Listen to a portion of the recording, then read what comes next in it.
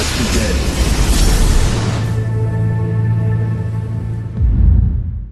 Hello everyone, and welcome to the introduction of the effects of the pandemic on the human psyche. Now in this 19-part series, we will discuss the psychological, emotional, and behavioral impact of this pandemic. I'm Dr. Lot from Acupuncture My Life, and before I get started, I'd like to recommend you go to www.acupuncturesmylife.com and subscribe to our weekly newsletter to learn more about acupuncture, Eastern nutrition, and herbs.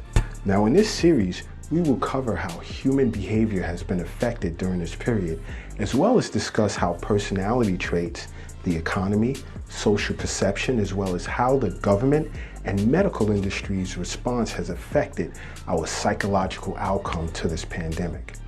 We will also look deeper into how various groups such as children, college students, the elderly, as well as healthcare professionals have been affected by this pandemic. Now, from a Chinese medicine perspective, we will discuss how the Shen, the ethereal soul, the corporeal soul, the intellect, and the willpower have been affected from a Chinese medicine perspective as well. Now, we will also discuss how the psyche of the internal organs have been affected, as well as cover mental, emotional problems relative to constitution, and much, much more from both a Western as well as an Eastern medicine perspective.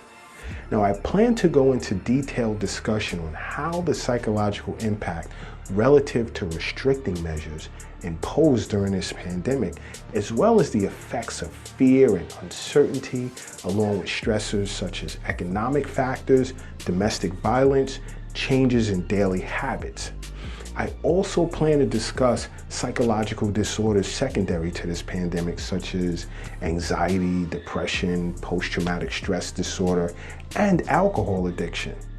Now, there will also be a focus on mental health vulnerability relative to healthcare professionals, the elderly, children, college students, African American and Latino communities, as well as foreigners. We will discuss individuals considered economically disadvantaged, such as prisoners, homeless individuals, psychiatric patients, hospitalized patients, and so on. In this series, I will discuss how these disorders and more are diagnosed and treated from a Chinese medicine perspective. I plan to thoroughly explain to you how your mental state can affect each of your internal organs, as well as the state of a person's qi and blood within each of their organs, and how it can have an effect on their mind. Now, many of you are unaware of the relationship that exists between your brain and each of your internal organs individually. You see, emotional stimuli that affects the mind can negatively impact your internal organs and vice versa. You see, in Chinese medicine, the mind and the body are considered to be made up of the same substance, that substance being qi. Your mind is considered a more rarefied manifestation of qi, whereas your body is a more condensed aspect of qi, in which both share the exact same psychic as well as physical phenomena. There's much to discuss regarding the psyche and physical relations, and how this pandemic negatively impacted this relationship, and what we may do to restore or improve the balance between the two.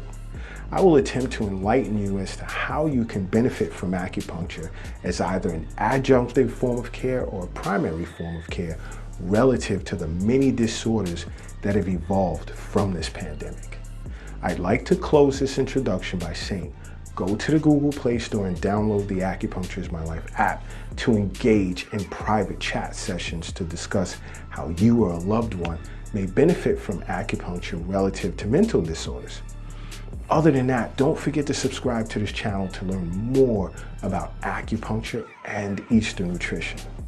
Also take time out to enjoy our podcast brunch hour on Monday, Wednesdays, and Fridays, as well as Tea Time with Acupuncture My Life on Saturdays. We're on just about every podcast platform there is under Acupuncture My Life. And if you have any comments or questions, feel free to leave them in the comment section below, and I will be sure to respond at my earliest convenience. Also, check us out on various social media platforms that are in the links below. And until next time, acupuncture is my life. What's yours?